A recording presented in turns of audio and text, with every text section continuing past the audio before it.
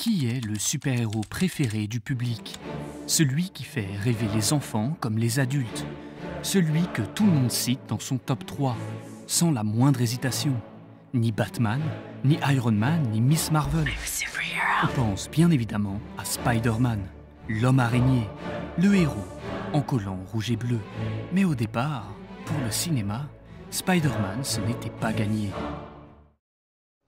Nous sommes au début des années 2000. Hollywood sort d'une période difficile. Les films de super-héros ne plaisent plus vraiment. Après échec sur échec, de Batman et Robin au Daredevil de Ben Affleck, les adaptations de comics ne font plus rêver le grand public. Une idée se propage. Ce genre de film, c'est avant tout pour plaire aux enfants. Mais ça, c'était sans compter sur la vision de Sam Raimi. Un réalisateur qui ne produit pas des films pour les petits, mais plutôt l'inverse, des films d'horreur. Et sa vision est claire. Spider-Man, c'est l'histoire d'un homme brisé, en conflit avec son identité et la responsabilité de ses pouvoirs. Avec Tobey Maguire dans le premier rôle, les choix sont forts. L'acteur est petit, sa carrure discrète, son visage passe partout. Et surtout, il n'a pas le charme ni la popularité d'un George Clooney. Le message est limpide. Spider-Man, physiquement, c'est Monsieur Tout-le-Monde. The strength of Spider-Man, for me, has always been the fact that he's a real person. He's one of us. C'est sa sincérité qui fait la différence. Et c'était déjà la vision de Stan Lee. Sous le masque, Spider-Man peut être n'importe qui. We tried to make our characters have feet of clay. Now, poor Spider-Man. I mean, okay, he's pretty good at catching bad guys, but he's apt to get an allergy attack while he's fighting. He worries about dandruff, he'll have an ingrown toenail, tears his costume. Bien évidemment, Tobey prend également son rôle au sérieux. Son physique est travaillé, ciselé même, et il montre avec fierté ses efforts à l'écran. Et quand, en 2002, le film sort en salle, c'est un raz-de-marée. La mise en scène est sombre, les thèmes abordés sont sérieux. Ici, on parle d'un Spider-Man qui lutte avec la pauvreté, la solitude, la mort et le poids des responsabilités. Il n'a pas choisi d'être un héros, il le subit. Ses motivations sont celles d'un adolescent qui essaye de s'en sortir, de faire le bien, mais qui n'y arrive pas toujours. Et puis vient la phrase ultime, celle qui hante encore nos esprits. Un grand pouvoir implique de grandes responsabilités. Le public est conquis. Mais ce n'est pas tout. Si Sam Raimi avait compris quelque chose, c'était bien la force des antagonistes. Le premier opus nous offre un bouffon vert effrayant, avec un Willem Dafoe époustouflant. When he's Norman, he's one way physically, and when he's the Goblin, he's completely transformed. Spider-Man est réellement en danger et combat un adversaire plus fort que lui. La tension est parfois glaçante. On a affaire à du grand cinéma. Et Sam Raimi ne s'arrête pas là. En pleine gloire, il pousse le héros encore plus loin dans ses retranchements. Je suis Spider-Man. Dans le deuxième volet, on se concentre sur Peter Parker, pas sur Spider-Man. Depuis qu'il est super-héros, il a tout perdu. Boulot, études, amis, amour. Peter Parker subit tout le temps. Il n'a pas le luxe d'un jeune de son âge. Les responsabilités le rongent, l'anonymat le tue. Ce film parle de la fragilité humaine derrière la puissance divine. Ce n'est plus une vision de rêve, mais une tragédie. À un stade où ça en devient presque déprimant. Le film manque de quelques victoires auxquelles se raccrocher. He quit. Why? Wanted to try other things. He'll be back, right? I don't know. The power of the sun in the palm of my hand. Et face à lui, Dr Octopus, le plus grand méchant de la franchise. Un acting impeccable, des effets spéciaux grandioses pour l'époque. Getting on my nerves. I have a knack for that. Not anymore. Et un combat qui prend aux tripes. Doc Ock est une version corrompue de Spider-Man, celle qui s'est laissée engloutir par le pouvoir. Avec le bouffon vert, Sam Raimi avait créé le méchant parfait, celui qui se perd dans la mort. Avec Doc Ock, il crée le vilain qui cherche à se faire pardonner dans ses derniers instants. Sam Raimi est dans sa zone de génie. Mais tout n'est pas parfait, et certaines lacunes sont difficiles à ignorer. Le casting manque d'alchimie, la relation amoureuse avec Mary Jane sonne faux. The true villain has always been Mary Jane. The worst character in Raimi's Spider-Man. This isn't about you. This is about me. Is an unstable, abusive gaslighter of the highest order. She's insufferable, inconsiderate. I knew something was wrong with her. Certaines scènes sont même parfois gênantes. L'interprétation de Spider-Man est unilatérale. Il est torturé, seul, et n'a rien pour lui. Et puis, le troisième film dévoile les limites du studio. On cherche à monétiser, plus à raconter. On rajoute des méchants, des conflits, des combats. C'est toujours bien exécuté, mais ça perd de sa vérité. Venom était attendu, trop voulu même, et son impact est mi-figue, mi-raisin. Avec l'homme sable et la relation avec Harry, trop d'histoires demandent à être comblées. Au final, le troisième opus n'est pas un échec, mais pas à la hauteur des deux premiers volets. Sam Raimi en a fini avec son projet, et le flambeau possède encore quelques braises pour le prochain qui souhaitera l'allumer. After Spider-Man 3, we talked to Sony about doing a Spider-Man 4 with Tobey. Ultimately, there was a feeling that it was time to reinvent, to start fresh. Mais il laisse derrière lui une question suspendue comme une toile au-dessus du vide. Qui va réussir à relever le défi et remettre à l'écran notre héros préféré? Parce que Spider-Man avait offert au monde un modèle de sincérité.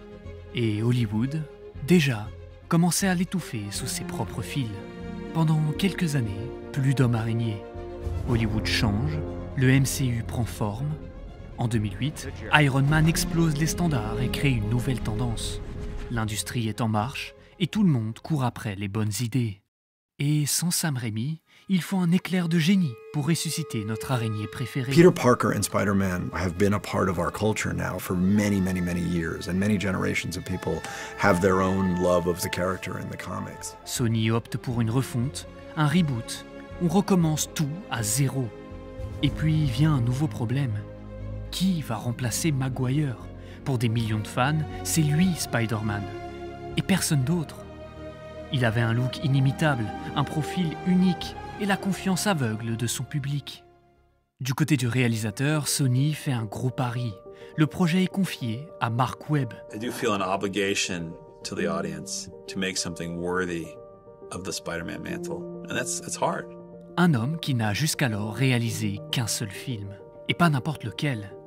500 jours ensemble. The movie he did before was about a love story and came from an emotional place and was not a big special effects movie. Une comédie romantique à la texture dramatique. Ce n'est pas du Marvel. Pas du tout même. I never thought I would do a comic book movie. It just wasn't part of my DNA. Alors qu'est-ce qui leur est passé par la tête? Mais Sony avait une vision, une envie pour son super-héros en latex. But we loved 500 Days of Summer, and so I think it was finding a director who could speak about the character in a fresh way. À l'opposé de Sam Raimi, ici, tout tournera autour des relations humaines. Spider-Man, c'est bien. Peter Parker, c'est mieux. With 500 Days of Summer, it was a movie about the small moments in between two people and, maximizing the impact of these little private moments that happen between people. And I think that in Spider-Man, in The Amazing Spider-Man, there is a lot of that as well. That's the foundation on which the entire film is built. Et le casting se dirige vers Andrew Garfield.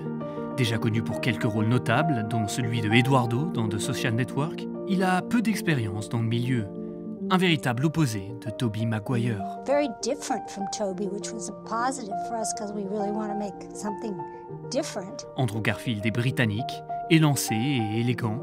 Il déborde d'énergie. Le choix ne passe pas. Les critiques fusent.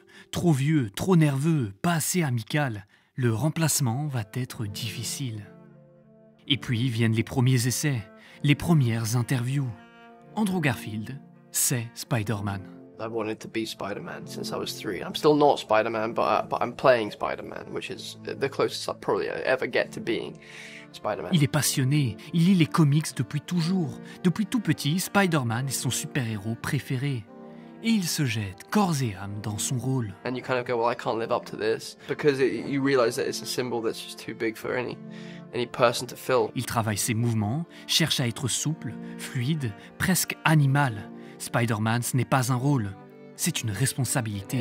It is a surreal thing when you see yourself embodying something that's meant so much to you. But there is a really interesting thing about it because it doesn't belong to you. Like you very, very quickly realize that it's not you. It isn't you in the suit. It's actually nothing to do with you. The suit is what people love. Pour Andrew Garfield, il est essentiel de mettre en avant la liberté et le plaisir d'être l'homme araignée. I mean, it was exactly that. It was incredibly empowering. It was very exciting and it felt like a process of discovery, which is exactly what he's going through. Fini le loser froid et les couleurs ternes de Sam Raimi. Ici, tout est éclatant, plein de vie et d'émotions naturelles. Peter Parker n'est pas riche, mais ce n'est pas le cœur de ses problèmes. La photographie est accessoire. Ce qui compte, ce sont ses sentiments et ses relations. Alors, on lui trouve une partenaire pour crever l'écran. Plus de Mary Jane, mais une Gwen Stacy. Plus d'amour torturé, mais une passion timide qui se déchaîne devant le public. On y croit. Between Andrew and I think it's been, Mark's biggest goal has been working out that relationship and making sure it feels authentic, and he kind of brings it all back down to earth. I don't know, we could do something else, or we could... Yeah. Yeah? Yeah, either one. All right, yeah. All right, good. Okay. Emma Stone et Andrew Garfield sont crédibles, et quand on apprend qu'ils sont en couple dans la réalité, le mythe se concrétise pour les fans. Ce qu'ils avaient vu était réel. Pourtant, tout n'est pas rose. Loin de là. À la sortie du film, les avis sont mitigés. Les effets spéciaux sont incroyables, mais le film est jugé trop sérieux. L'intrigue, bancale. Et l'antagoniste n'est pas à la hauteur de la première trilogie. Certains en viennent à regretter la vision de Raimi. Andrew Garfield, lui, n'en démord pas. Il veut rester sincère.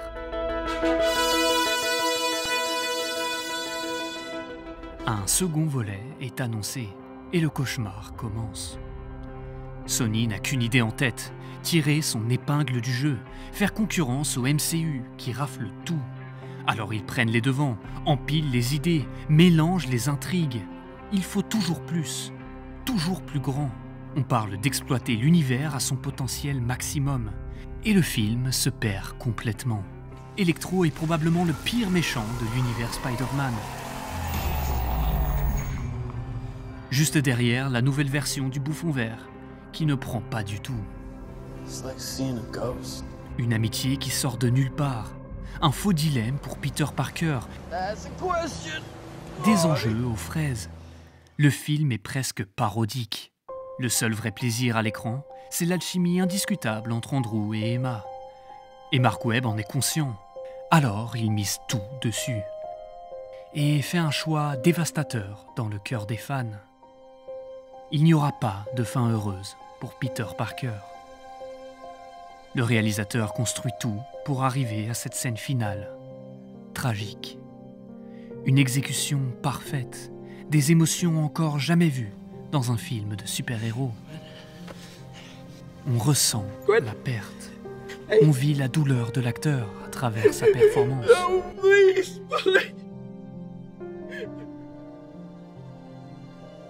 Et lorsque, quelques mois plus tard, on apprend la séparation du couple, les fans n'ont pas d'autre choix que d'y voir un parallèle. Trop de pression médiatique, trop d'obligations personnelles. Emma Stone, La La Land. Et des carrières individuelles qui explosent. C'est la fin d'une ère. La fin d'un mythe. Le film est un échec. Les critiques sont vives. Les fans déçus. The Amazing Spider-Man 2 is the worst movie I've ever seen. On va dire c'est un film moyen de super-héros. De The Amazing Spider-Man 2, qui est un désastre cinématographique, n'ayons pas peur des mots. Sony, en pleine panique, annule tout. Plus de trilogie, plus de spin-off, plus rien pour le futur de Spider-Man. Andrew Garfield, lui, apprend la nouvelle dans la presse. On n'a même pas pris la peine de le prévenir. Rejeté par le public, rejeté par le studio, un rêve d'enfant, le rôle de sa vie, détruit sans même le consulter. Et le projet n'est pas le seul à avoir été brisé par cette décision. Depuis ce jour-là, Andrew Garfield n'est plus le même face à Hollywood. It gets compromised and it breaks my heart. Yeah, I got understand heartbroken a little bit to a certain degree. À l'annonce du nouveau Spider-Man dans le MCU et du casting de Tom Holland, Andrew reste silencieux. Il s'éloigne des médias, il retourne au théâtre. Holy water! Puis il reprend doucement des rôles qui confirment son talent. Il se reconstruit, mais reste hanté par un passé inachevé. Les années passent. Tom Holland assume et assure dans son rôle de jeune Spider-Man. Il évolue au milieu d'une machine déjà très bien rodée et rentable.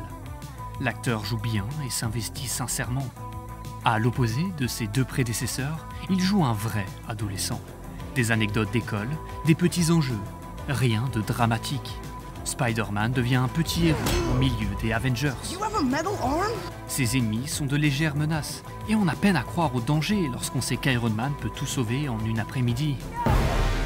Hi, Spider-Man. La ville n'est plus au cœur de l'histoire. Il n'y a plus l'essence unique des deux premières franchises. On se retrouve dans un film MCU, copié-collé, déjà vu 10 fois. Alors on se retourne, et on regrette la sévérité avec laquelle on a jugé The Amazing Spider-Man. What?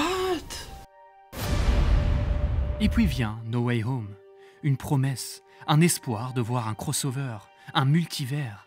Les rumeurs explosent. Tom Holland has teased that there are 3 generations of Spider-Man. Tout le monde veut savoir. Les allégations sont niées en boucle. Andrew Garfield rejette les faits. Oh boy. What do you think of those rumors? No, I'm not. We'll all find out when the movie comes out. Wait, what? Le secret est gardé jusqu'à la sortie en salle. Le film commence et le public est attentif, impatient de connaître la vérité. Et puis vient la scène et tout le monde exulte.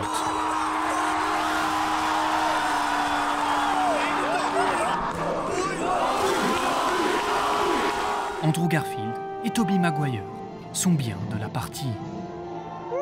Pour Andrew Garfield, c'est la rédemption, un moyen de renfiler le costume une dernière fois, d'offrir au public une ultime prestation. Il a même droit à une scène magistrale, du pur fanservice. Mais cette fois, ce fanservice a du sens. Il en avait besoin. Les fans en avaient besoin. Peter Parker a enfin droit, à l'écran, à son pardon. It reminded him of Gwen. The redemption is so real. 10 ans pour réparer une blessure ouverte. Andrew sauve Peter. Et Peter sauve Andrew. À l'époque, ces films étaient incompris, mal reçus ou peu appréciés. Mais Andrew Garfield, lui, a toujours tout donné pour Spider-Man. Il avait un rêve, il l'a réalisé, avant de sombrer dans la dure réalité. 10 ans pour se faire pardonner. 10 ans pour revenir en héros acclamé. Avec une dernière constatation pour tout le monde. On ne méritait pas Andrew Garfield.